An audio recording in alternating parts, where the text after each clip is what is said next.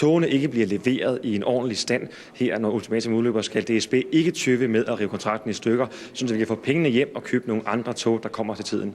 Ja, hårde ord. Men alligevel så har man hos DSB besluttet at give Ansaldo Breda en sidste chance for at forklare, hvad der egentlig er gået galt, og hvorfor togene stadigvæk ikke er kommet her mere end 5 år efter, at de skulle have været indsat i driften.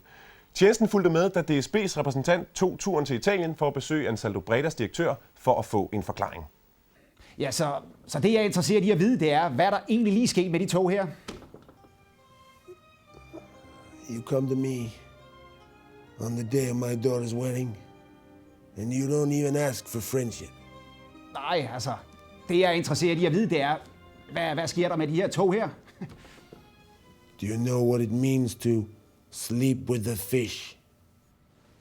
Nej, men vi havde jo aftalt den her nye deadline her den 1. maj, og jeg er bare interesseret i at høre, om I kan nå det. I'll make you an offer you can't refuse. Jamen, så er det jo fint jo. Jamen, så snakker vi. Lad os høre. One train now, and the friendship of Don Ansaldo Breda. Nej, det må du lige forstå det her. Det kan jo ikke komme tilbage til Folketingets trafikudvalg med det her, vel? Altså, det går slet ikke. Jeg bliver nødt til at garanti for, at vi kan få de tog med hjem nu.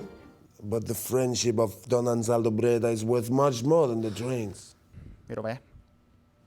Det her, det gider jeg kraftedeme ikke. Ved du hvad? Vi har ventet på de tog der, og der sker aldrig en ski. Den her kontrakt her, ikke? Den kan du godt stikke skråt op, kammerat. But the contact, but... Ikke mere bot.